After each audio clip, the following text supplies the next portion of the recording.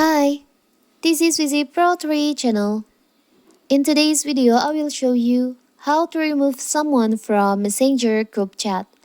Before we get started, don't forget to subscribe and turn on the notification to keep you updated about this channel. So, let's go.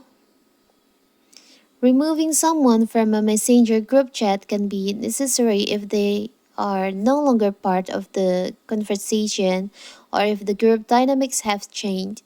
Whether you're the group admin or member with the right permissions, Messenger makes it straightforward to manage the group participants. And in this video, I will show you how to do it. So first of all, of course, we have to open our Messenger app. You can choose the group that you want to remove the member from this group. Now you can tap on the up right corner, the info icon on there. On chat info section, there is an option see member. You can tap on that. And now here you can choose the member that you want to kick, that you want to remove from this group. For example, I will choose this group. Now you can tap on remove from group chat.